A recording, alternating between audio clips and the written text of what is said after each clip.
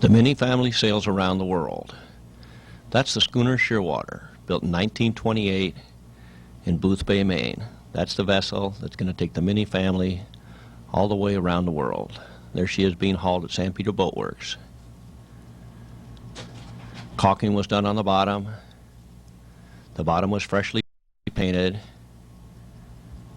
And about a week later, the boat was put back in the water. Shearwater sailed on November 15th, 1977. Our first stop was to be the Marquesas Islands, almost 3,000 miles away. Aboard the boat were Alice, Jean, my daughter, Ernie, my son, Carrie, my wife, and myself. This was a beautiful sight. We'd see dolphins jumping every day. In addition to the 4 family members, we had 3 young men, Mark Mowry, Joe, and Chip Cahill. This is about probably about 10 days out. We're nearing the equator. We had a little initiation when we crossed the equator because Mark and Chip and Joe had never been across.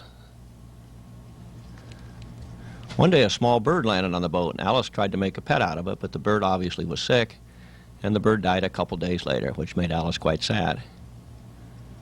Here's Alice steering the boat. Alice is 5 years old, and after a couple of weeks she could steer a compass course just as good as any of the other hands on the boat.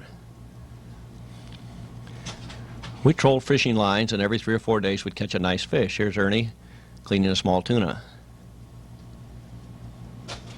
About 22, 23 days out, we made our first landfall. This was the island of Nuka Hiva in the Marquesas. There's Mark putting up our French flag, and also that yellow flag is our quarantine flag. This was an exciting day for me because 20 years before, I had sailed my dad's schooner into this same bay. Little did I know then that I'd be coming back with my own ship.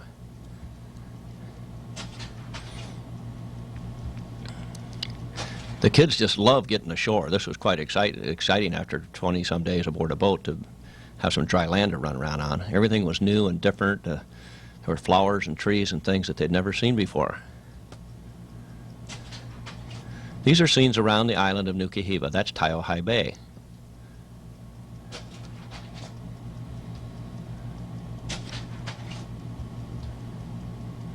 We stayed about a week in the island of Nuka Hiva at Taiohae. Then we went exploring to some other coves on the island. And we always put our fish lines out. That's about a 40-pound wahoo, one of the best tasting fish that you can ever catch.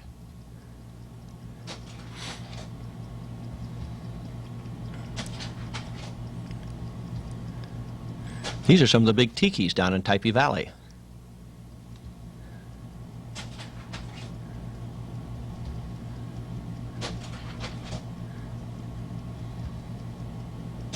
Typee's a beautiful place. It's like time has totally stopped. I think here it is in the 70s and probably 100 years before. They were just about living the same way.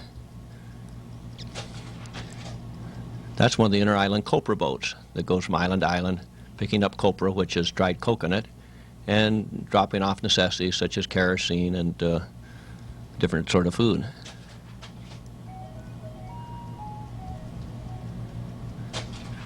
There's Carrie.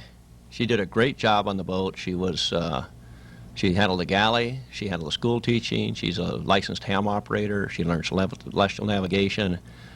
She was a great asset to the crew and a wonderful first mate.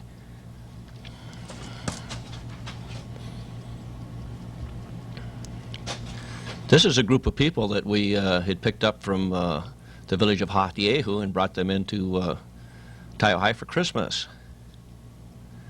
Anyway, they wanted to thank us for bringing them in, so they said, how about if you guys will take us home, we'll throw you a big party over at our village of Hatiehu. So we thought that was a great idea.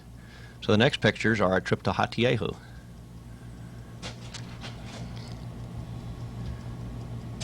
There's Alice. She always had her life jacket on. When she was little, she had long blonde hair. What a beautiful little girl.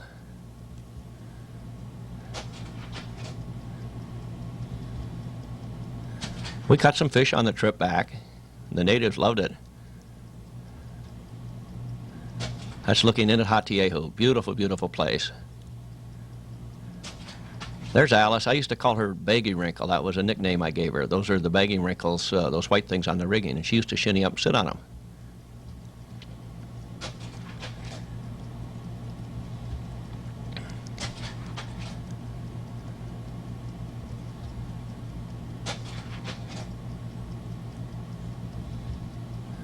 Here we are in Anaho Bay, which is right next to Hatiehu. There's Carrie out shalloting on the reef, and there's Shearwater anchored in the background.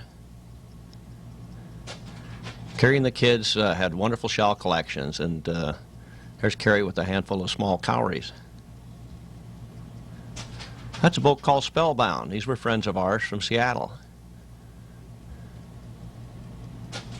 Anyway, on the appointed date, we were supposed to be there. The chief sent over some of his natives, and they had horses.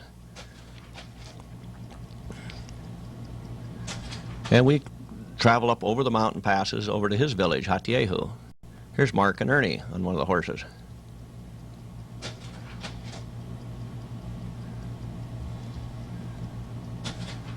That's the church in the little village of Hatiehu. There's Alice and one of the Marquesian boys on horseback. Anyway, they dug a great big pit and had a big fire going first and got everything all hot, and then they took all this food, fish and pig and breadfruit and all that, and they buried it in the ground in one of their famous earth ovens, and that's how they cooked our dinner. There's Alice again with one of the Marquesian boys. People loved her wherever she went. Her blue eyes and her blonde hair made her very, very popular throughout our whole trip. Now they're cleaning out the earth oven, and they're digging out the food, and there's everything now. It's been cooking all day long in the ground.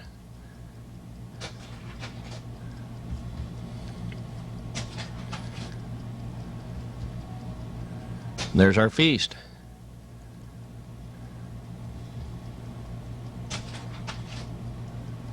There's Carrie and Alice. And there's the captain with a Marquesian man. Anyway, we picked up a new crew member at Nukuhiva. The girl on the left with the red hat is Debbie.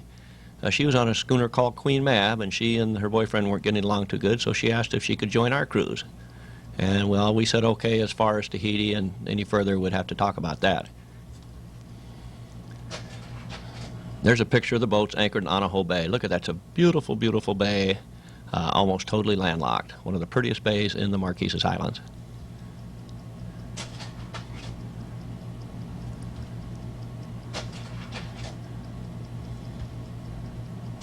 There's Mark Mowry and the captain, Ernie and Alice, having a little jam session there with guitars and ukuleles. Anyway, we stayed around Nukuhiva for probably about a month, and then we started heading to some of the islands to the west. Now we're at the island of Hiva-Oa.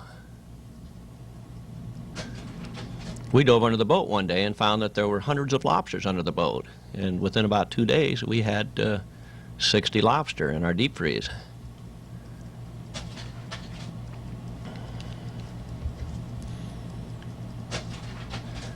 This is the town of Ottawana in Hiva-Oa, and a very, very pretty place. This is where Paul Gauguin lived the last few years of his life, and he's buried on the island. I think we all have been out to his grave a couple times.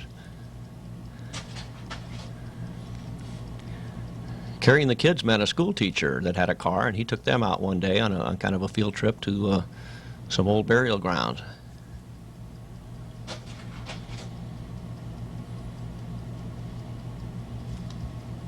This is the airport, high atop a mountain peak on the island of Hiva-Oa.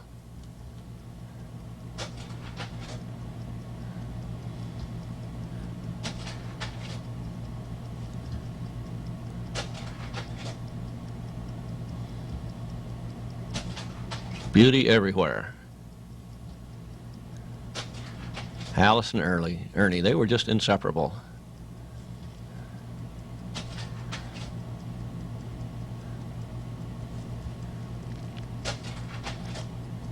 Still the scenes around Hiva-Oa. There's Debbie and Ernie in one of the pirogues, the outrigger canoes. Now we're at the island of Fatuhiva. This is a beautiful, beautiful island, and those rock formations are all natural. They look like giant tikis.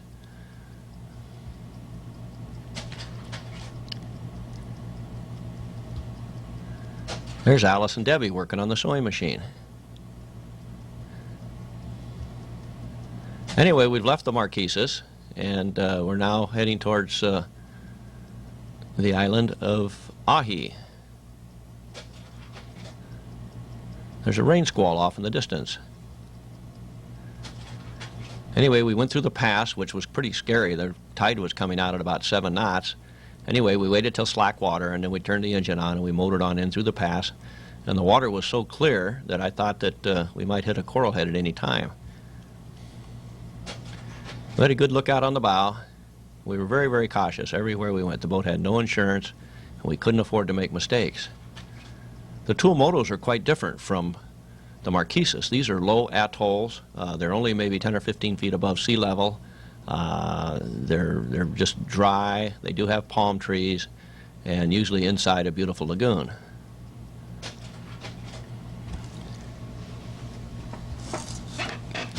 In Ahi, we painted the top sides of the boat, and we took the name off and painted all the letters. We wanted to be real ship-shape and real pretty from when we arrived in Papeete, Tahiti. We also picked up another crew member in the Marquesas. That's Lavon, the lady with the yellow flower. She was a school teacher from Santa Cruz, California, and she joined the Shearwater, and she stayed with us a year and a half. And not only was she a great crew, she did help in the economic end of things. She paid us $500 a month, which was very much needed for our trip. This is sort of a neat picture. We were going out the pass at Ahi, and in was coming a little red steel sailboat. And this belonged to the very, very famous French circumnavigator Bernard Montpensier. There's Ernie having a coconut. You just grab a green nut, cut the end off, and it's full of delicious, cool liquid. Anyway, we left Ahi and sailed to one of the other atolls next door, a very large atoll called Rangiroa.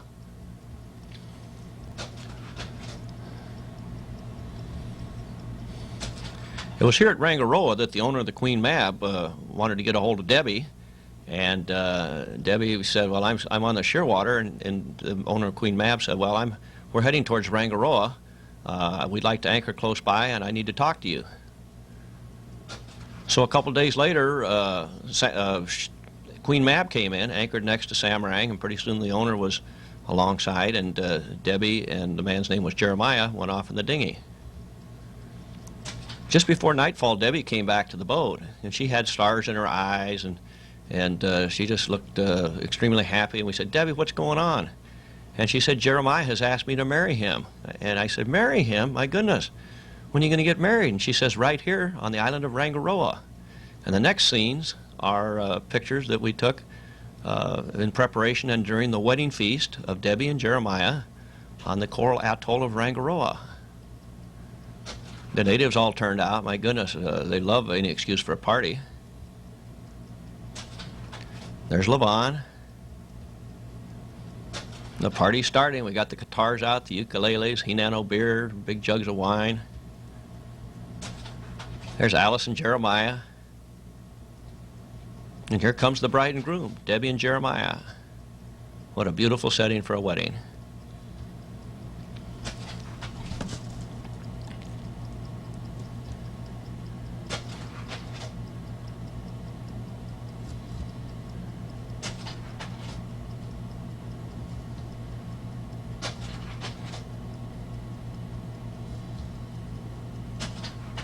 There's Ernie and Dad.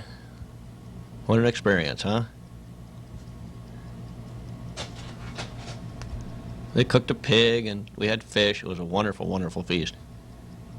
And there's Alice playing with the little girl off Samarang. And this is one of my favorite pictures. There's Debbie and Jeremiah in the foreground, and in the background we have Shearwater, Queen Mab, and Samarang. Little did I know when I took this picture that I would own the Samarang someday.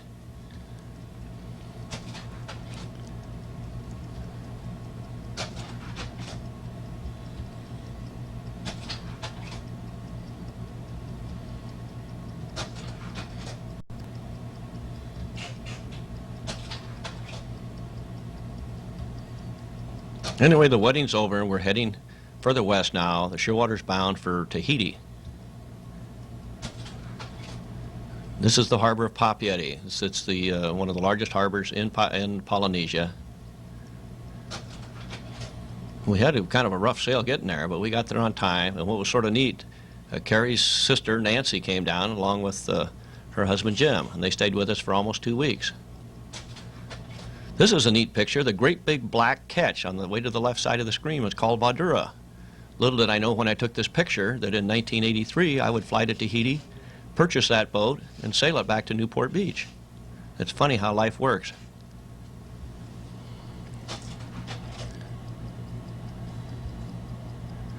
We stayed in Papeete for a couple of weeks, and then we decided to go adventuring. The other schooner there was Wayward Wind. We made friends and decided to go down to the Austral Islands together. So we took the 2 boats, and now we're at a friend's home in one of the bays, not too far out of Papeete. That's Moray off in the background, a beautiful, beautiful island. This is a scene. The house in the background belongs to a Chinaman named Ah Chung. I had met him years before, and he always invited us to sail down and anchor in front of his home. Well, we really surprised him because that's just what we did.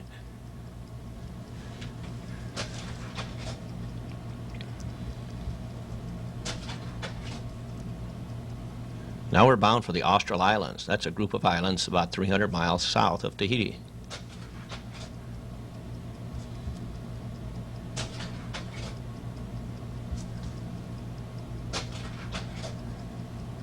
That's our landfall on the island of Rurutu. Beautiful, beautiful place. We immediately made friends there, and soon one man had a car, and we got a tour of the island.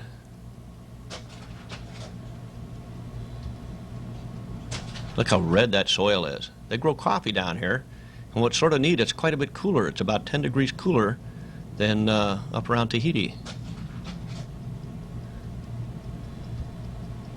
Beautiful beaches. There's Carrie on one of the beaches.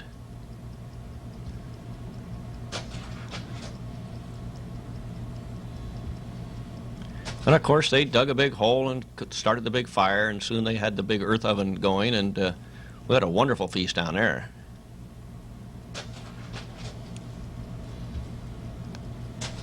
There's Ernie steering the boat. Ernie's a little over 9 years old, and he was a fantastic man aboard the boat, really. He stood his watch, he helped with the sanding, the varnishing, the painting, he learned how to splice, tie knots. What an education.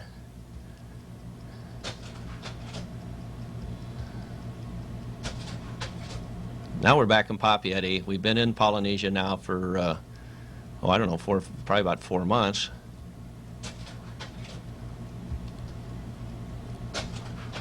Now we decided to head on west. We did go to Moorea, to Huahine, Raiatea, Bora Bora, and then we decided to head off towards Samoa. En route to Samoa, you pass through a group of islands called the Cook Islands. And at the northernmost Cook Island, called Suvaroff, we decided to stop. We'd heard that there was a shipwreck that had diesel fuel aboard. So one day we took the dinghy and went over to the wreck, and in a couple hours we had 200 or 300 gallons of good, clean diesel fuel. I remember climbing all over that wreck. Boy, it was scary. There were a lot of cockroaches, and the ship was at 90 degrees. But anyway, we persevered, and we did find the fuel. Fishing was great at Suvaroff. Ernie, I'm sure, will remember catching all the rainbow runners and all the small fish that we'd catch while trolling out of the dinghy. Here's a shark that Ernie caught that probably weighs about 40 or 50 pounds, and it's almost as big as Ernie. Anyway, time to head west. You can see us, we're running downwind. We're on our way to American Samoa right now. Each island is an adventure, really. They're all a little bit different, and it's just something you never get tired of. These are scenes around American Samoa.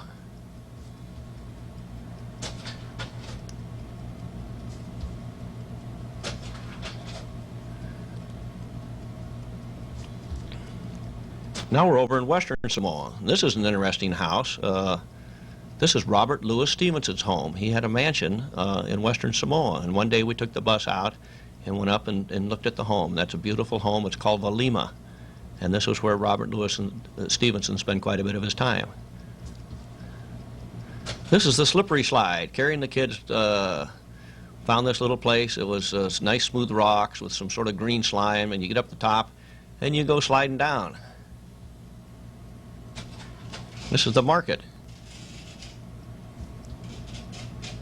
Anyway, you can see we just keep sailing west to the setting sun. We're in Tonga now, which is a beautiful group of islands. We're in the northern Tonga Islands. This place is called Vavau. There's Alice and Ernie and Levon. They've been shopping, and here's Ernie bringing home the bread. Very pretty group of islands. We spent several weeks in the Tonga groups.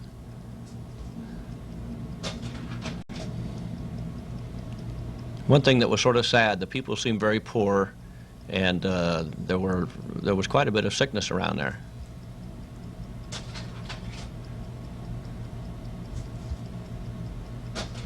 And this is the local Shell station in Tonga. There's Alice looking at those pumps. She had never seen anything quite like that.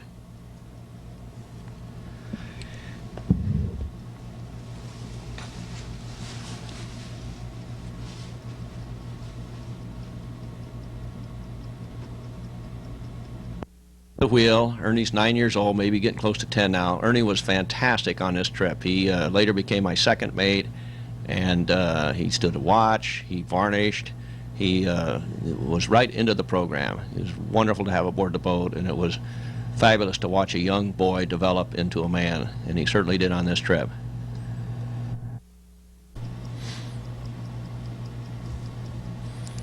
The Tonga Islands were really quite beautiful. These are more scenes around Tonga.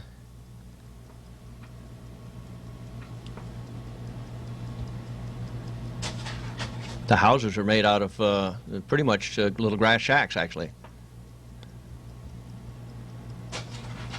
That's a volcanic island. At night we could see a glow in the sky from this volcano. That's a schooner that used to be in Newport Beach. That's a schooner called Queen Mab.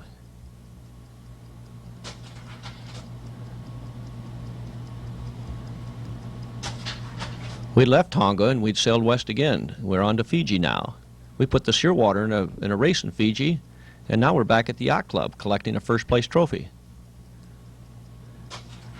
We stayed about, I'd say 2 weeks in the port of Suva in the Fiji Islands, and then we went up north to a place called Atoka. There we had a very, very good time.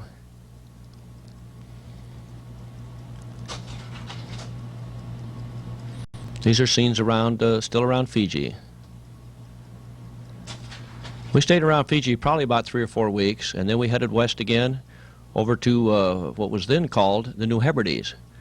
I think now it's called Vanuatu or something like that. They had a revolution right after we left. That's a little schooner called Afi over in the right-hand corner. Here we'd caught a large Dorado, and there's Ernie filleting it out. Ernie became an expert at cleaning fish. This is a boy called Alistair. He was also, from New Zealand, and he wanted to know if he could sign on the Shearwater and sail back to New Zealand with us. I said, sure, for $5 a day, and you got to work in the morning, you're welcome to go with us. He proved to be a real good crew member. This is a gal. She's a nurse, and she flew down from Southern California to join the crew. She was paying us $500 a month, and the income was certainly welcome.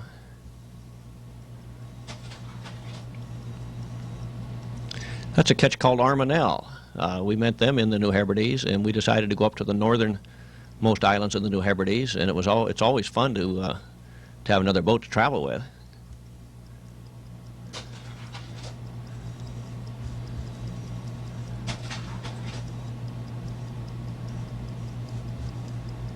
It's really fun sailing side by side. No wind that day.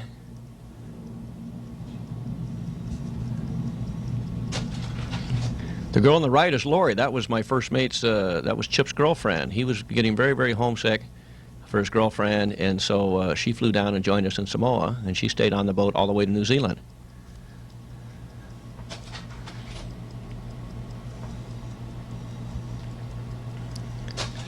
That's a pretty shot, isn't it? The sun kind of sneaking through a cloud and shining right down on Armanel.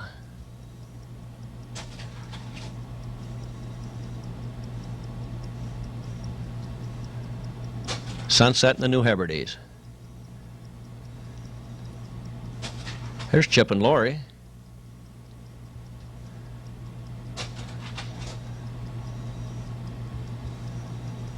This was an old wreck left over from the Second World War. It had been out there just rusting away for the last 40 years.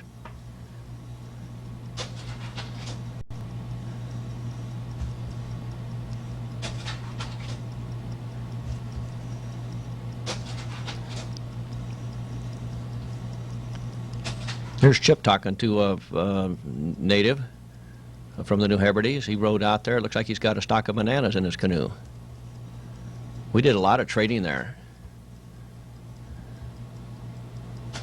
This is Palma Island. This is one of the missions. Almost all these islands have missions. What was neat when we came ashore, the kids had never, they're all dark, very, very dark. A lot of them had never seen white people before, and they were totally amazed with Alice. All very white skin, blonde hair. They would run up and they would touch her, and it kind of scared Alice at first, and then I told her, I said, Alice, they've never seen a white girl before. So Alice was really quite a novelty among these islanders of the New Hebrides.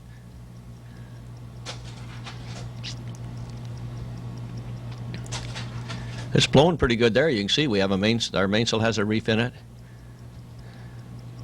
Now we're back in Port Vila, which is kind of like the little Tahiti, little Papeete of the New Hebrides. Neat place, quite a few yachts, a nice old hotel. We had some great times there. We had a typewriter on board, and anybody that knew how to type was certainly welcome to use it. Well, we're getting ready to leave the New Hebrides, and we're going to sail on down to New Zealand, and we know that the weather's going to be much more severe. So here we're bending on a whole new suit of sails. We used our kind of old sails around the tropics, but now we know we can have heavy weather, so we're putting on the new sails for our trip to New Zealand.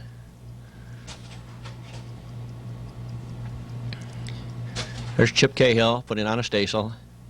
It was really nice to have these nice new sails to bend on.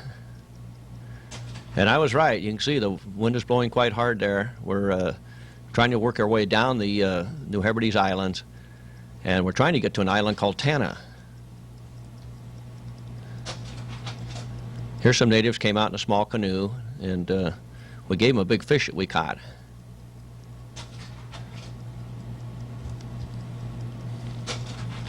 You can see it's a little bit rough out there. Here's a native that came out, and we swapped him that shirt and those pants for that bow and arrow.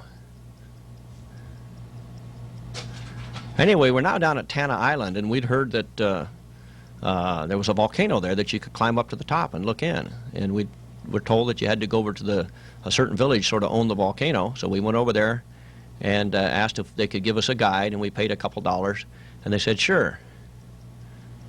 So we got in this friend of ours had a truck. He delivered us to the base of the volcano, and here's where the village was. I came in playing my ukulele. These people have a religion. It's called a cargo cult, and these people, believe it or not, are still waiting. They're waiting for like another world war to come. Their religion is waiting for the second coming of the Americans, because they remember the Second World War, and they remember all the Jeeps and the Coca-Colas and the Hershey bars and the cigarettes. And then after the war, everybody went away again. So their religion is that there are people down there still waiting for the second coming of the Americans. It's crazy, but here's Alice standing next to a little red cross out there. They fly American flags. This is a great picture. I love this. Here's Alice and the chief of this village. Well, there's the volcano off in the distance. You can see there's some smoke coming out. We're eager to get up there and see what it's all about.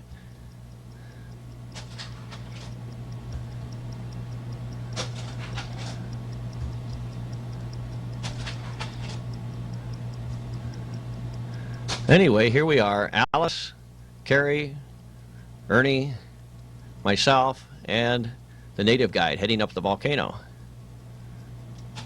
It's quite a hike. We'd been, you know, you get kind of lazy aboard a boat. Now we're going to climb up about 1,500 feet. You can see there's Alice leading the pack.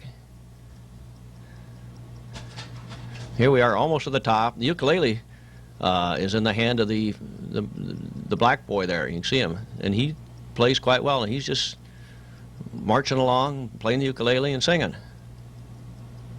Now we're right at the edge of the volcano.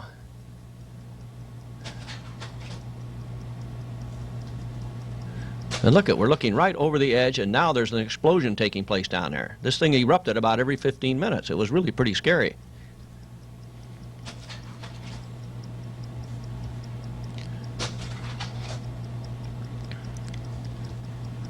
Look at that. You're actually seeing the pictures of a live volcano having an explosion. Well, we stayed up there about a half hour and then started back on down the hill. It was scary being on top. See all the rocks? We didn't know whether when the thing erupted it was going to throw rocks up at us. Now we're heading back down the hill. And boy, we're tired.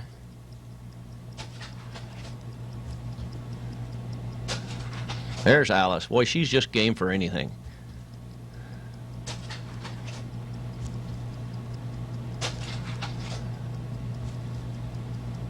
Now we're back at the village. We thank the people for letting us go up. Now it's time to keep heading south. We're trying to get to New Zealand. The cyclone season is about to approach this area, and we want to get out of this area before any storms come.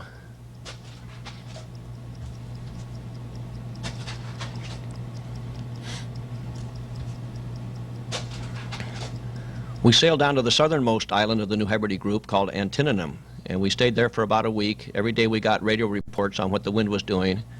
And finally, after about a week, the wind is shifting to the east, and it was a good time to try to get to New Zealand. And boy, we put up all the sail, and we really sailed fast.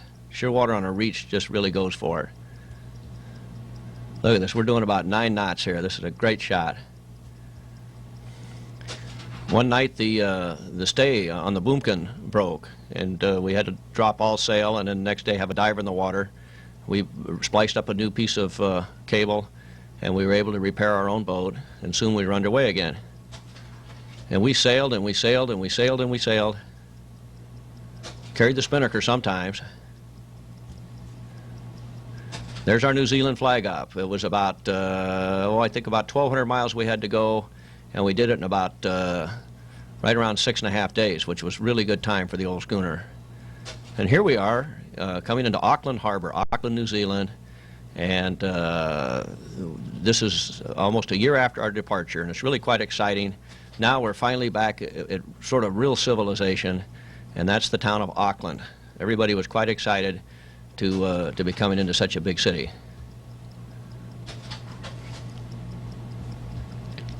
And these are scenes ashore in New Zealand. We would make friends, new friends almost every day, and these are scenes at a trout farm down in southern, below Auckland. There's Alice out at the trout farm. Those are big giant trout you see in the pond.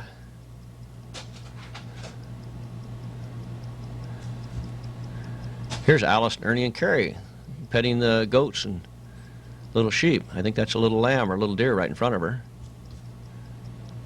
This is Rotorua, quite a popular tourist area south of Auckland.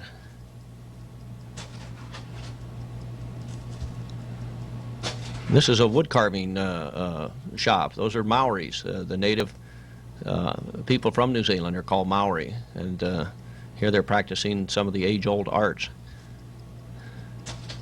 We stayed in Auckland about a month, and it was getting towards Christmas. We decided to go up to the Bay of Islands. So now we're going to sail on up to the Bay of Islands to a place called Russell. We picked up some of our friends and took them with us.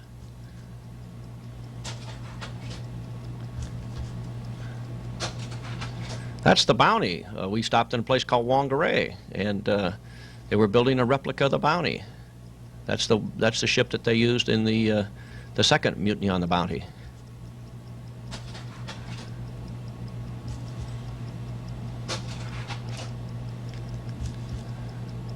Now we're up at Bay of Islands. This was a great place. We spent Christmas up there and just had a wonderful time.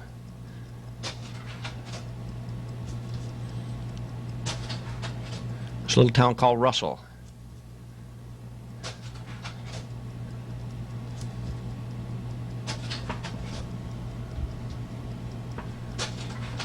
That's a big catamaran that came in the anchorage one day. There's Alice. She had a skateboard, and she used to love to just skateboard around the deck. She'd never stand up. She'd just sit on it and go sliding around. There's Ernie and a friend of his. They're trying to catch some of the big snapper that are so plentiful down around New Zealand. One day we took the boat out in a race. It was called the Tall Ships Race. This is the Bay of Islands, New Zealand. It's a beautiful place. We had some friends with a big motorboat, and one day we went out in the motorboat and went fishing.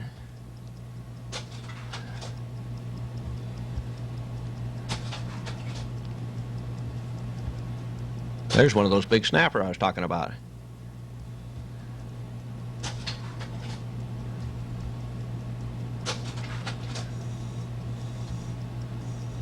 Anyway, back to Auckland. We spent about 3 or 4 weeks up at the north end of New Zealand. We just had a great time. Here we are base sailing in Auckland, and that's the Chinaman that owned that house back in Tahiti, Chung. Around the first part of January, they have a race called Anniversary Day Race, and we took Shearwater out in that race. And it is a madhouse. They close the entire harbor just so all the boats can go out and race and have fun. We had to start with all the real fast boats. We had a little bad luck. We split our mainsail right in two and had to drop out. Auckland was a great place to haul the Shearwater, so we hauled at the government shipyard and stayed out of the water about 6 days, painted the bottom, and got the boat ready to cross the Tasman Sea and head on over to Australia.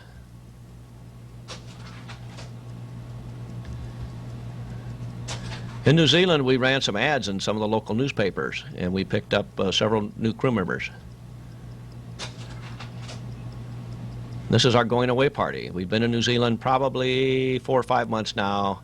The weather is right, and we decided to go on over to Sydney, Australia.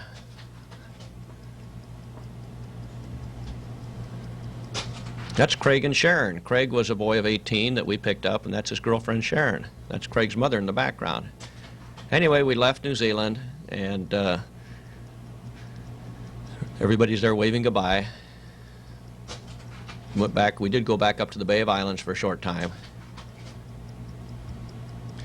Then we rounded the corner, and now we're out in the Tasman Sea on our way to Australia. And this is a very, very rough sea. And for the whole year we'd been out now, this was some of the roughest weather that we'd run into. But Shearwater's a good, strong boat. We had a good crew, and we didn't really have any serious problems.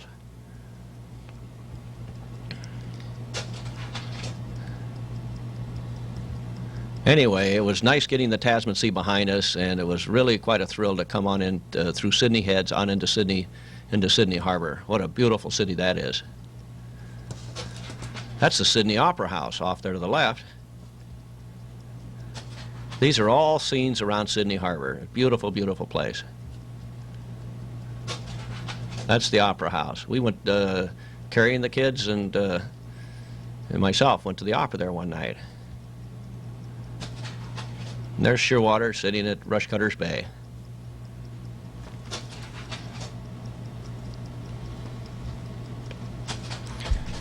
We stayed at the yacht club right there. These are scenes downtown Sydney. What a beautiful buildings they have there.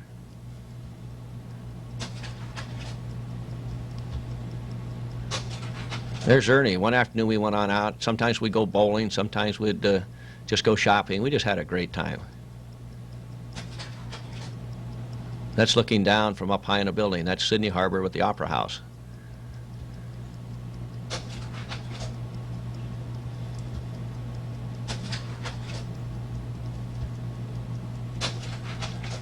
And that's a shell collector shop there. Alice and Ernie didn't have enough shells. Every time that they would go by a store that sold shells, they'd usually sneak in and buy a few more.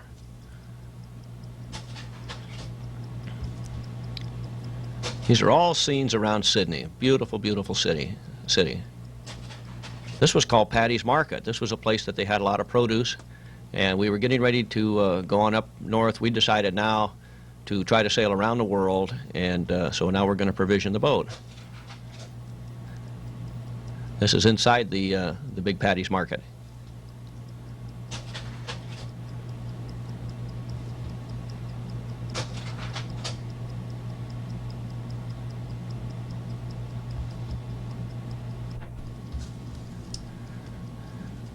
One day we went on out into, we went south of Sydney, and this is Alice high up on a cliff looking down to some of the geography there south of Sydney. There was a guy on a hang glider zipping around. This is a beautiful park. We met some friends and they took us out to a lovely picnic. We met these people up in Fiji. There's Levon, myself, Carrie. This was their home. Those people know how to live down there, I'll tell you that. Here's Shearwater back at the yacht club, and we were tied up next to a boat called Anza, and that was a boat also from Newport Beach. Here's Alice, and I can't remember that lady's name, but she was the wife of a famous Australian surgeon. We also met them in Fiji, and they said, when you get to Australia, look us up, and we did. And we're in their little powerboat zipping around Sydney Harbor. And that's the doctor. Sydney's a beautiful, beautiful place.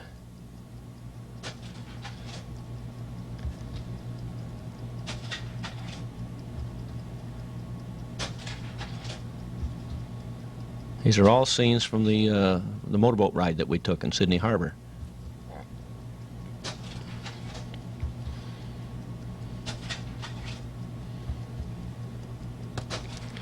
We stayed probably a month in Sydney and then decided it was time to head up the coast of Australia. We had a long way to go. We had, I'd say, almost 3,000 miles of Australian coastline we had to get by before we could get to the top of Australia and head west once again. We stopped every 3 or 4 days at different harbors. This was a neat place. High up, you climbed up this mountain, and there were these sort of hot springs up there. And Alice and Craig and Ernie and everybody went up there and took hot baths. There's Ernie and Craig. I don't know who that girl is. And look, there's Shearwater way down there. We're probably up 100 feet here taking this picture. Here's my little girl, Alice. We're a little bit further north now. We're at a place called Coffs Harbor. And she cut off all her hair. She's got short hair now. And she's a dynamite little gal, and we're out for a little hike. I always took my camera with me. Anyway, we're like I say, we're stopping every few days, and we're working our way up the, it would be the east coast of Australia. This is a place called Coffs Harbor. There's Carrie and Alice. And there were very few docks that we could go to. Here we're anchored out. A lot of yachts. The Australians love sailing. Everywhere we went, we'd be among other boats. That's George, our longboat. It was great. It was fun to row him, and we could sail him. He sailed really good, see? Anyway, every few days we'd get back at sea and maybe put 50 miles behind us, or 100 or 200 or 300. We had a long way to go. This is one of my favorite pictures. This is Alice. She spent all morning making a kite, and then she took it out in the bowsprit of the boat and tried to fly it. And it flew quite good. I've got several pictures. You can see Alice out there with her kite. And the little tiki on the bow, it's a little wooden statue that we kept on my dad's boat. And here it is on the bow of the Shearwater. It was sort of our good luck tiki. Now we're probably about 700 or 800 miles north of Sydney, and we're approaching the Great Barrier Reef area of Australia.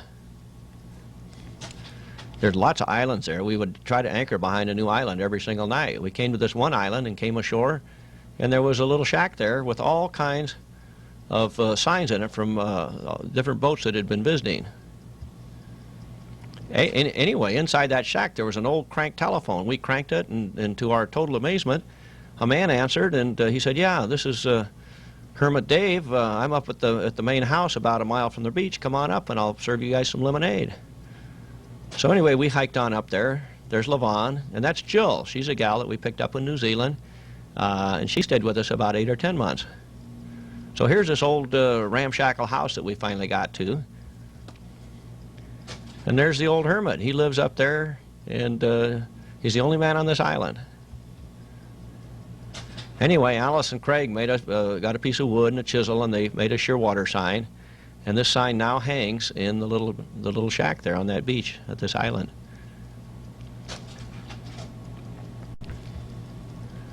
The barrier reef of Australia was just great. The waters are fairly protected. The weather is extremely warm, and it was some wonderful, wonderful sailing. Oh, here's Alice. She's got a big barracuda, and you can tell that by the look on her face she wants to put that fish down and get my picture taking over with. I don't know what she's saying there, but I think that she's saying, "Darn it, Dad, hurry up! Oh, this thing's still alive."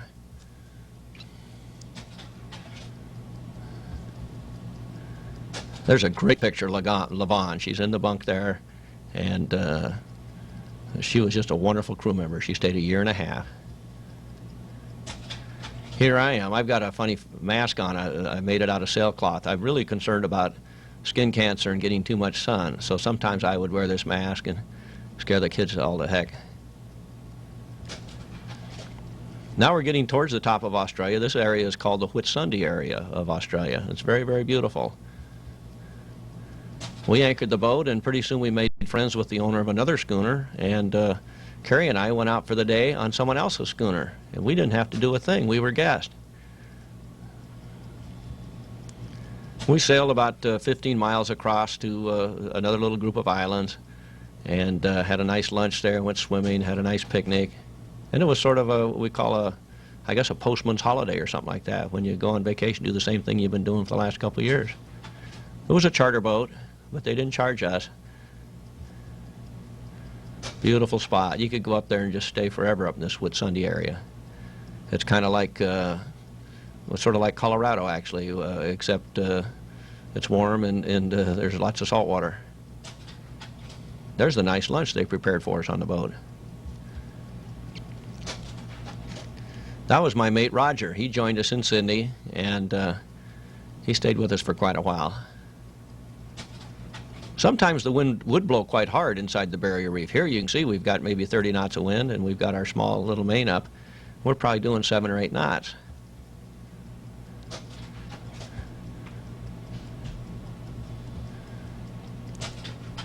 A lot of the harbors are nothing more than river mouths. I can't remember what the name of this place was. It might be Townsville or something like that. But anyway, there's another schooner in there, belonged to an Australian.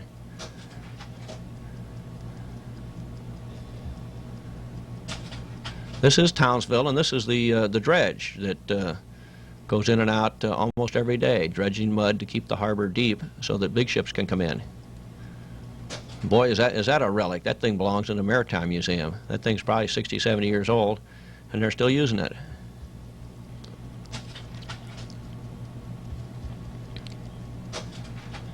Anyway, we anchored behind one of the islands, and Alice and Ernie liked to go out in the dinghy. I think they saw a shrimp boat nearby, so they're out probably getting shrimp. Anyway, we went ashore, and there was a nice hotel there. And this is sort of neat. The peacocks were just wandering around this hotel. There weren't many people, but there were a lot of peacocks. And this was the manager of the hotel. We gave him an autographed picture of the Shearwater, and I'll bet you to this day it still hangs inside the hotel. Well, anyway, look at Alice and Ernie did pretty good. They took a bucket and a $10 bill over to a shrimp boat, and the guys were great. They loaded the bucket full of shrimp and wouldn't even take any money. Check out this feast. There's Alice and Ernie. We've got probably, which today that'd be $100 worth of shrimp, I think. And these are beautiful, big, fresh Australian tiger prawns. Here's Alice and Ernie clowning around. They were great. It was so great sharing this trip with young children. They just adapted to the boat, and it was just a joy to have these guys on the boat. They just were right into the program. Anyway, our tummies are full of prawns, and we've got the Golly Wobbler up, and we're still heading up. We've got to get to the top of Australia. Lavon did something sort of neat. She was kind of an amateur painter, and she liked to do watercolor paintings. And so on various occasions she'd break out her watercolors and her easel, and she would paint pictures of different scenes along the way. And 1.5 years later she had probably 50 really neat watercolors that were kind of a record of her trip aboard Shearwater. The barrier reef of Australia, it's protected water, but one thing you've got to watch, there's an awful lot of shipping going up and down. So it's not unusual to maybe pass 10 or 15 of these big ships in one day. There's Ernie. He loved to climb the rigging. Here he is coming on up the ratlins, and he was a good, dependable lookout. Ernie now is probably, I'd say, about 11 years old now. These are scenes from up at the mast on Shearwater. You can see what a beautiful boat. 68 feet of teak wood and brass and bronze. What a lovely ship. You can see we've got our Australian flag up. There's Ernie sitting on the spreaders. Oh ho, we're catching a shark right here. Looks like Craig gaffed it. There's Ernie talking to Craig about something. Alice is sitting there with the Tootsie Pop in her mouth. Look at that look on her face. She doesn't know what to think about all this.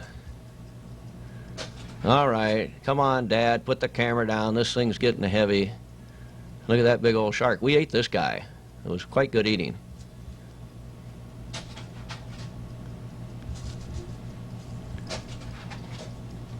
And there's Alice helping Ernie clean the shark. Alice wasn't scared of anything. Check that picture out. That's clear at the top of the main mast looking down. That mast is about 75 feet off the deck.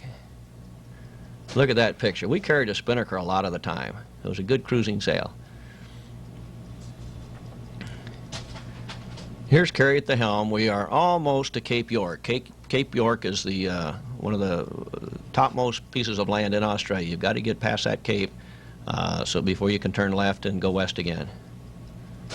And I think that is probably a picture of Cape York. This is kind of a special day because we now are at the top of Australia and we can start heading west again. Look what Ernie caught. That's about a 25-pound tuna. You can see also in the background we've got a smaller spinnaker up. That's a boy that we picked up in Australia. He didn't stay too long, but he stayed a little while.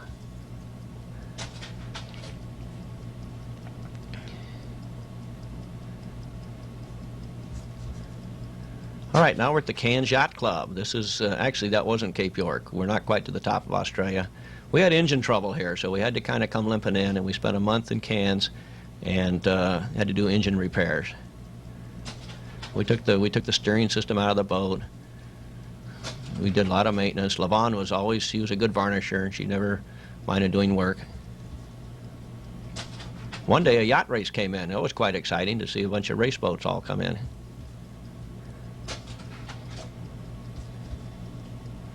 Another day a submarine came in. Ernie and I thought that was great. We stood in line with a lot of other people, and Ernie and I climbed all over the submarine. Anyway, now we're heading still towards the top of Australia. There's Alice. Anytime I got the camera out, she'd always get right in front of me. There's a lighthouse through the port light. You can see it's getting a little breezy there.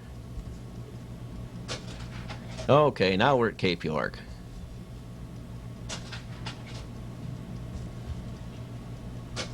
Top of Australia. Okay, this is a place called Thursday Island. It's funny, when you get to the top, the islands they're named after days of the week. You got Monday Island, Tuesday, Wednesday Island, Thursday Island, Friday Island. This is Thursday Island. This was a fun place. Ernie and I went ashore and did some picture taking. That's an old schooner they're trying to rebuild.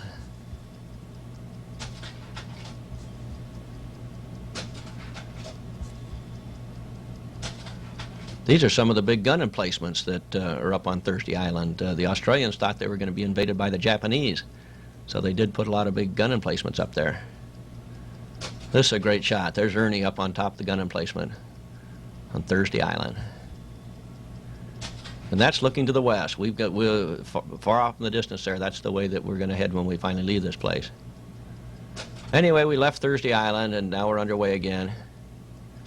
We sailed and we sailed, sunrise, sunset, sunrise, sunset. We're out in the Indian Ocean now. And one neat thing, in the Indian Ocean, we had a lot of flying fish come on deck. And here's Alice. Every morning she'd go around the deck picking up flying fish. This morning you can see there's probably about 10 or 15 fish right there. Sometimes we'd throw them back overboard, and sometimes we'd cook them and eat them. There's a great shot of Alice. Look at that. She's losing her teeth. How about that? My little girl. Anyway, we're on our way to Bali now, and about the last day before we arrived in Bali, we came across another sailboat, and we came into Bali together.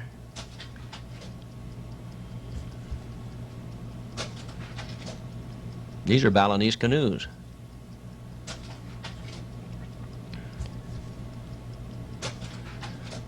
And this is the harbor of Benoa. It's the port of entry into Bali.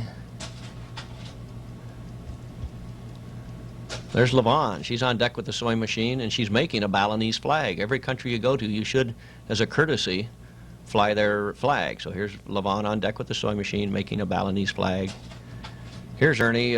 We had a lot of potatoes we bought in Australia, and if you don't sort them frequently, they start to rot. So here he is, got them all on deck, airing them out. He's playing, sort of juggling with one of them. Well, there's Alice. My goodness, with all these wood carvers in Bali, it looks like we've got another one. She's making herself a little model boat there. Here's Craig. He's working on the boat. This is a pretty shot. The tide goes out. You see the Balinese fishermen come down and fish.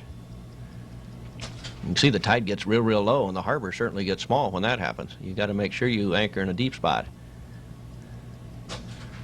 Here's Alice, and we took the dinghy over to one of these little islands. There she is standing next to. That's Alice, my Alice, and our little boat Alice. And at low tide, the people would come out, and there's so many people on this island, they'll eat just about anything. Here they are just digging for snails and sea slugs and anything that's alive. They're going to take it and eat. And in late afternoon, you'd see the Balinese fishermen come out with these big nets that they would throw. Isn't that a pretty picture? And then early in the morning and in the evening, we'd see these Balinese sailing rigs go past the boat. And people, they had lots of things to trade. These actually are stuffed turtles, and some of the native boys brought them out one day and wanted to know if we wanted some turtles. That's Alice and Ernie playing the flute. We call this one the turtle dance.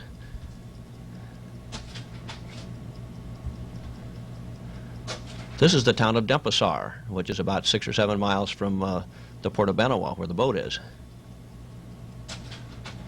Bali was absolutely a fantastic place. I've never seen so many artistic people in my life. They've got wood carvings, they've got silversmiths, paintings.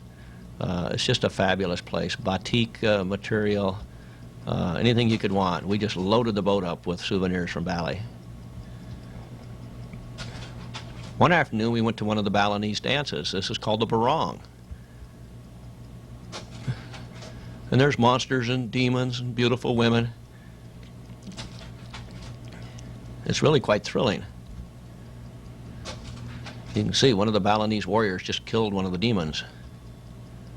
Ooh, here's one of the demons coming after us.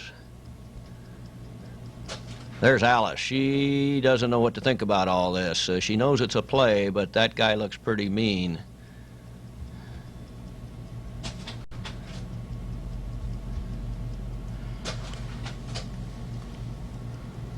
This is they're doing weaving there.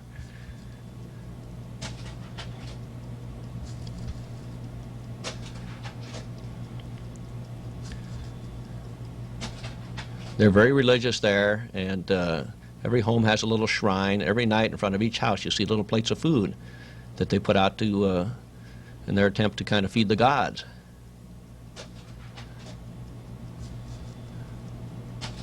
There's shrines everywhere. That's Alice at the entrance to one of the holy shrines. We rented a car one day and went maybe 50 miles inland to a beautiful little village that overlooked a lake inside a volcano. Isn't that a pretty spot?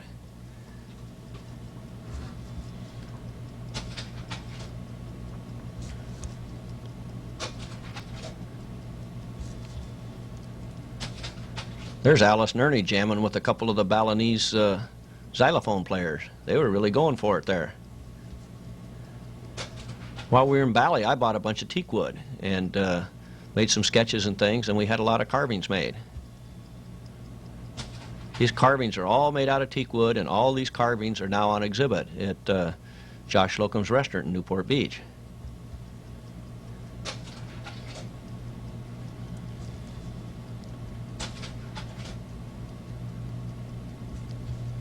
Anyway, we'd been in Bali almost a month, and we decided it was time now to head west. Well, our next stop was going to be Christmas Island. We lost a few crew members in Bali. Lavon decided that she wanted to leave the boat, so she left, and Craig was missing his girlfriend, so we let Sharon fly out to Bali, and we left sort of short-handed. But anyway, I knew I had Craig. I had one good, strong 18-year-old boy, and we're on our way to Christmas Island. Well, we sailed and we sailed and we sailed. There's Jill. There's Alice. Anyway, as we got one day out of Christmas Island, Alice came to me late one afternoon, and she said, "Dad, there's something I got to tell you." And I said, "Alice, what's that?" And she said, "Well, I overheard Craig and Sharon talking. Dad, Craig and Sharon are going to jump ship and get off the boat at Christmas Island. What are we going to do?" Well, anyway, that was information that I was very happy to have. During that night, I changed course by 100 miles, and the next day, I came on deck and I said, "Hey, Craig and Sharon, come on deck. Christmas Island's over on the beam." So they ran up on deck, and they said, "Well, we don't see it." And I said, "Well, that's because it's 100 miles away. I heard that you guys are thinking about leaving our ship." I said, "That would make me very, very short-handed. We're not going to Christmas Island. We're going direct to Durban, South Africa, which is about 4,000 miles away." I said, "I've got to keep you guys aboard the ship as my crew. The lives of all of us depend on whether each one of us does our job or not."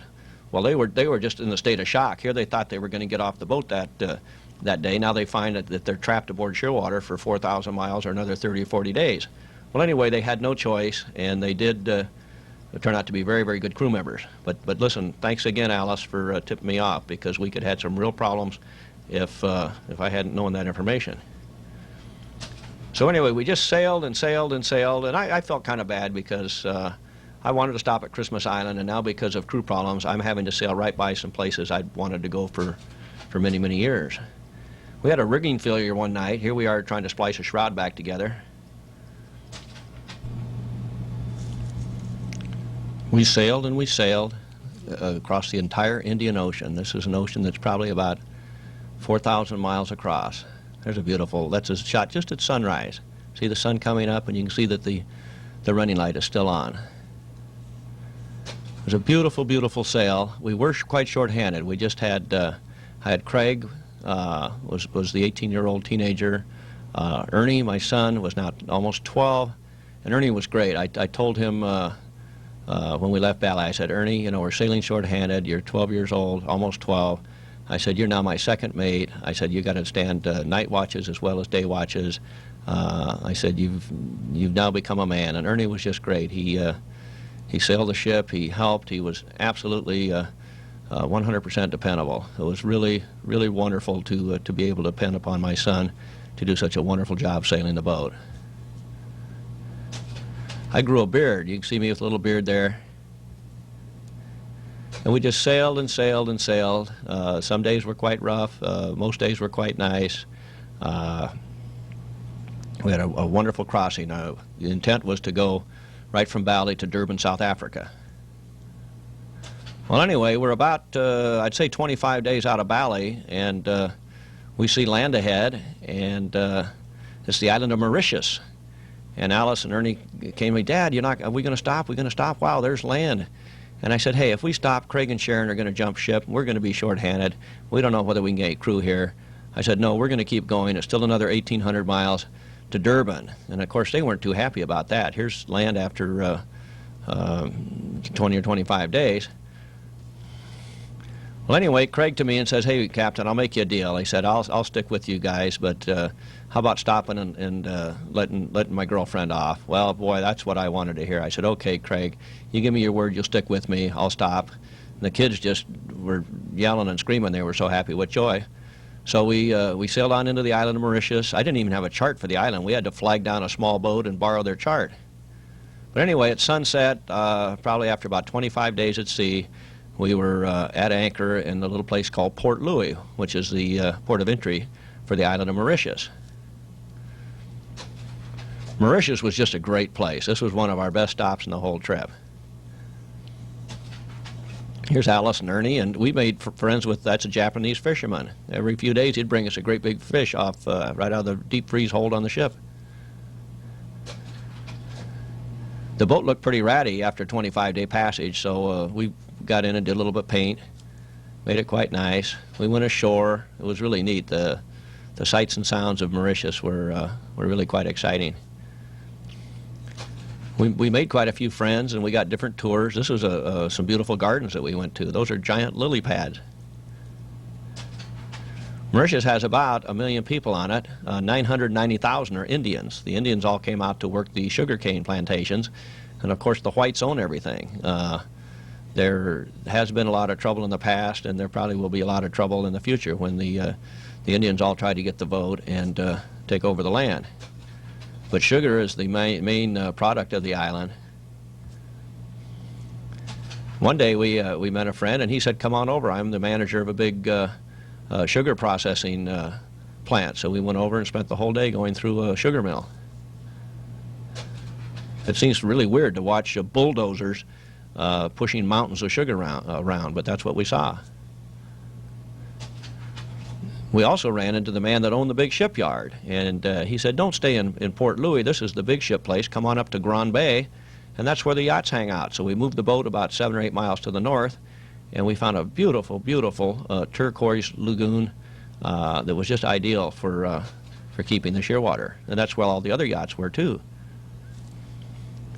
Anyway, the manager of the shipyard knew we were going to keep heading towards Africa, and I said, "I'd sure like to get a haul out for my boat." And he said, "Hey, no problem." He said, "We're going to haul a French minesweeper. Why don't you sneak on in ahead of them, and we'll give you a haul out." So this is a Shearwater hauled out in the old dry dock at Mauritius, and this same dry dock is over 200 years old. Clipper ships used to haul out here on their way to and from the Cape of Good Hope. We did a lot of caulking, and we took the propeller off. We put new zincs on. There's my boy Ernie. That guy never shirked away from work. Here he is, high up on a scaffold, got a safety line on, painting around the boot top. Ernie at 12 years old was better than most men at 21 or 25. He was absolutely fantastic on this trip. The boat did require a lot of maintenance here. We got the galley table on deck. We're varnishing it. What we would do, we'd work in the morning, usually like from 7 o'clock till 11. Everybody turned to on the boat, and then everybody had the afternoon off. One day we went to the horse races. Here's the French minesweeper that we were in the dry dock with.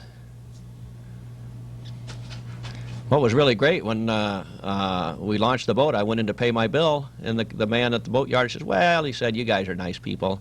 He said, "Why don't we just let the French pay the bill?" And you know what? I had a free haul out. He didn't charge me 1 penny.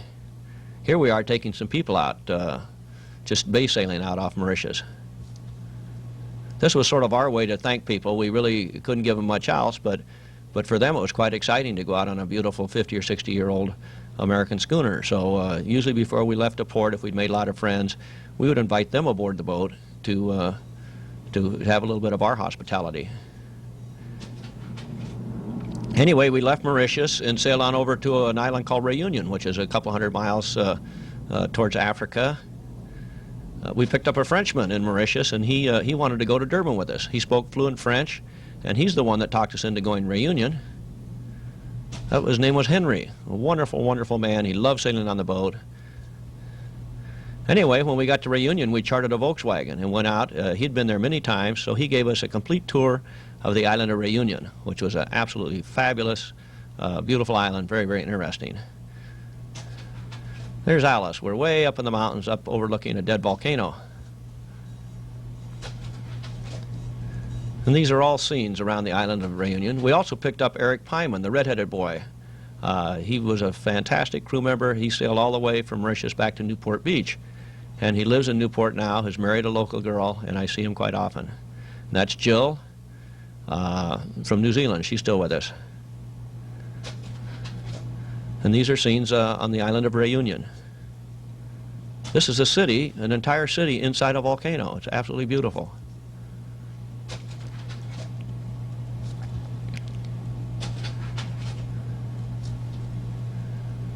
Waterfalls everywhere. This is Henry and Jill and Eric, all of us out on our outing. We're having a little picnic right now. Anyway, we stayed about a week in Reunion and decided it was time to keep heading west. We now had about 1,700 miles to go to Durban, South Africa. And we had a good trip. We had some rain and some heavy seas, but nothing the boat couldn't handle. There's Carrie back by the stern rail there, taking a sextant sight. Carrie also became, in addition to all the other things, she became an excellent celestial navigator. And the boy at the wheel, his name is Didier, and that's the son of the man that owned the shipyard. I think he had an ulterior motive in giving us a free haul-out, because later he said, you know, my son is, he gets in trouble around here, and I think he needs to have a nice voyage on a trip. He said, would you take him to America? And how could I say no? I said, I do need some money. I said, I have to get $5 a day for his food and $1,000 so I can fly him back. And the man said, no problem. He gave me enough money, and Didier sailed with us all the way to, from Mauritius all the way to Barbados Island in the Caribbean. This is a great shot of Carrie. There she is back on the stern rail with her sextant. She got so she could plot a position just as good as anybody on the boat. I love this shot. This is one of my favorite pictures of the whole trip. That's one good woman right there.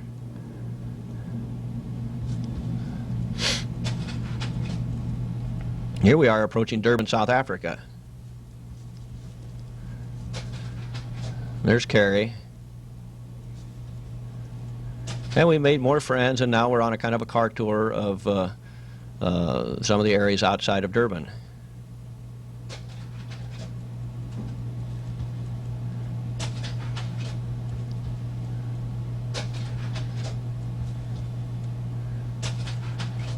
Look at the little monkeys there. These are scenes right in the bay near Durban. This gal was Miss South Africa. She came out one afternoon and wanted to look at the boat. There's Alice and Ernie. It must be my birthday because everybody's smoking a cigar. That's sort of a tradition that we've had. And on my birthday, every year, Alice and Ernie and Dad all smoke a cigar. How about that? Anyway, we stayed in Durban for probably 2 or 3 weeks, and now we're working our way down the coast to Port Elizabeth, East London, and some of the other towns.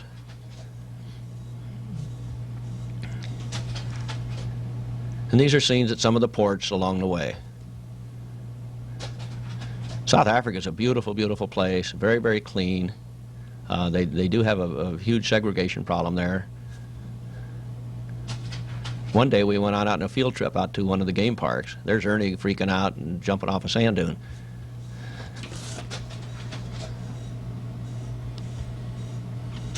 This is at one of the game parks.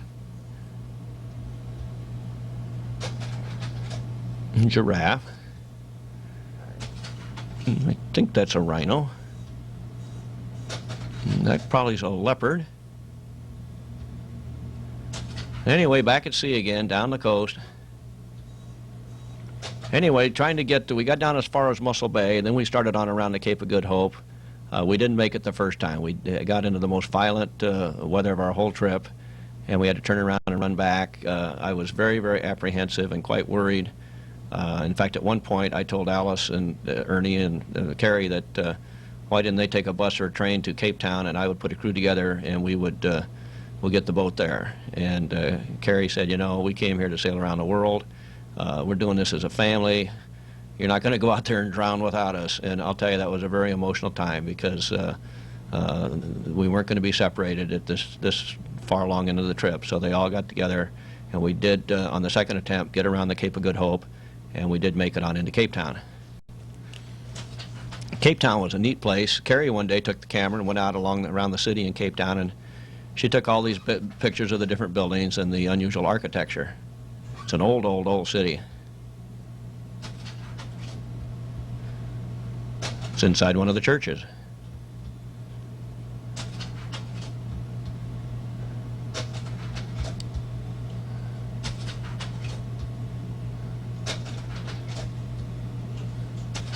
Anyway, we stayed in Cape Town about a month and got a few new crew members and set on off across the South Atlantic. Our destination is Barbados.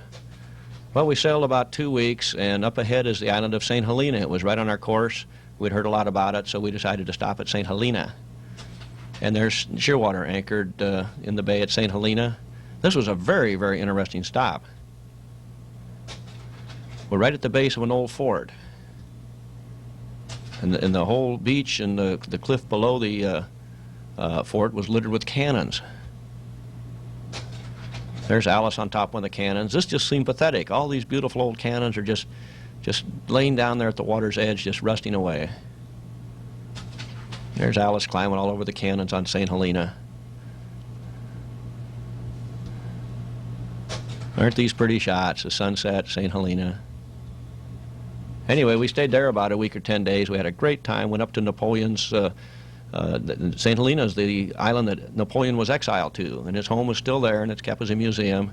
And we went up there, and one neat thing, there's some tortoise or giant turtles that are still there, and they were alive when Napoleon was there. And here it is, I don't know, 100, 150 years later, and they're still alive. We picked up a couple new crew members at St. Helena. They got off a boat, a brother and a sister, and they were very good crew. They wanted to get to Florida, so they sailed across the South Atlantic with us. That's inside the cabin, reading a book. Anyway, a couple days out of Barbados, we ran into a boat that was just becalmed. They wanted fuel and cigarettes, and so we lowered our dinghy and went over and helped them out. Anyway, we arrived in Barbados on Christmas night. What a wonderful present to give the kids.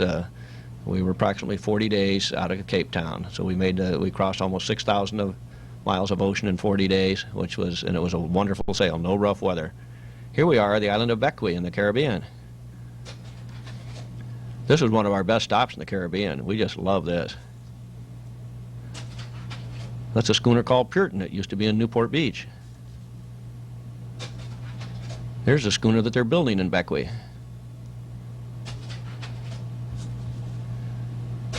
That's a little shop that they build ship models in.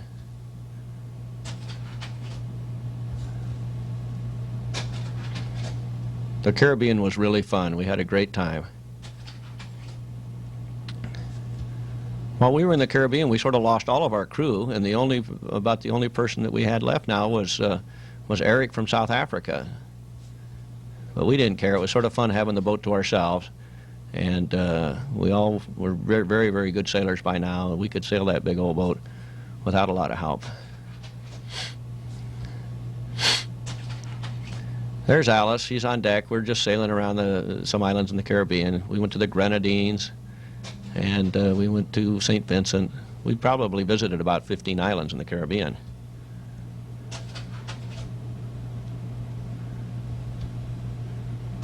This is called Tobago Keys. This is one of the favorite spots of people that visit there. Check that out. We went diving one morning, and look what we got, a couple lobsters. Ernie doesn't mind carrying them there. Uh-oh, and there's Alice. Now, she does not dig holding on to a lobster. You can see, once again, she wished I would put the camera down and get that lobster out of her hand. Well, anyway, we know how to fix lobster. Look at that. Bottle of nice South African wine, a conch shell, and some freshly broiled lobster. We did the Grenadines and some of the other islands. Now we're on up around St. Lucia. In fact, that's the Pitons at St. Lucia. We went in and anchored there one night. Alice and Ernie, everywhere they go, they ran into friends. Pretty soon they're in somebody else's boat or out in their dinghy.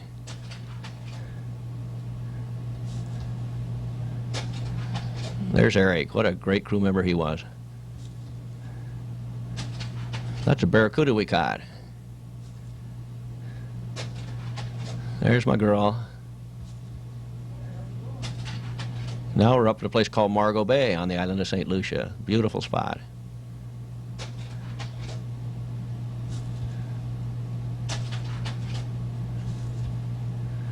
There's Alice. Look at that. She's practically the top of the mast now. You can see how high off the deck she is. She was absolutely fearless. She's almost got her teeth back, too. This is the San Blas Islands near Panama. This was a beautiful, beautiful spot. We came in here and anchored. We stayed almost 2 weeks. Each day we'd move to another little atoll. We had our own little private island. It was absolutely fantastic.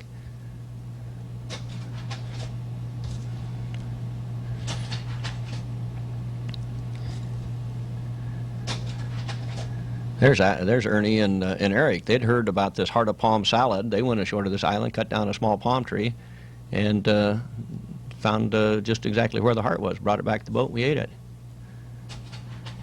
Here's Alice and Ernie on one of these little atolls in the San Blas Islands. They're eating a coconut. That's one of my favorite pictures right there. There's Alice. Isn't that cute? Look at that beautiful white sandy beach. And here's Ernie looking for that heart of palm.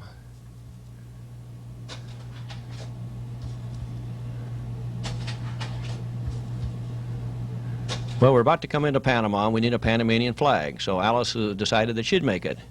We quit making them with the sewing machine. Now we're just taking Dacron sail material, and we've got a lot of paint aboard the boat, so there's Alice painting a Panamanian flag. So I've still got that flag somewhere. Here's Mom and Alice. Alice got her machine gun. We're anchored off Portobello. That's an old city right near the entrance to Panama. You can see Alice with her machine gun, the little terrorist. Look at Alice and Ernie. They've got a whole fort to play in. Can you believe that? Look at cannons. There's the boat anchored out in the background. This is a pretty place. This is where Morgan the pirate came in and did all his dirty deeds from.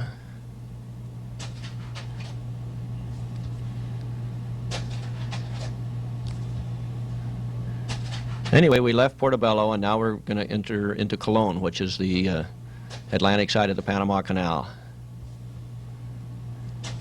Here we are at the Colon Yacht Club. We stayed there 3 or 4 days and then made all the arrangements to transit the canal. Here we are in some of the locks. We had a big trimaran side tie next to us. The Panama Canal really is one of the wonders of the world. It's absolutely mind-boggling to see how big this place is. We went through alongside a tugboat, and there was another great big ship inside the lock with us.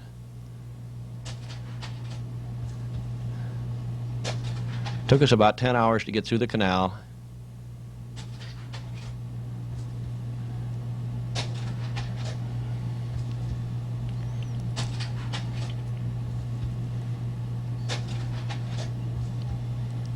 That's our pilot. You have to take a pilot. There's Ernie. Caught a big, another big fish there. It looks like a big barracuda. Anyway, then we went to Costa Rica on the way up, and Ernie and Eric went diving one day, and look at the turtle they got. That is about an 80-pound turtle. I never thought Ernie could be so brave, but he and Eric stayed down there with this darn thing and brought that thing up, and we killed it and ate it for dinner. It absolutely blew my mind. Anyway, we stopped in Costa Rica. This is off the coast of Mexico. We stopped one night, got about 30 or 40 lobsters. Anyway, on I think it was about April 1st, 1980, Shearwater entered Newport Beach Harbor. We had totally circumnavigated the world, and we are now entering the harbor. It's a very, very happy day in all of our lives because we accomplished what we set out to do. We had the fireboat lead us up the bay. It was really quite exciting. There's Carrie up in the bow.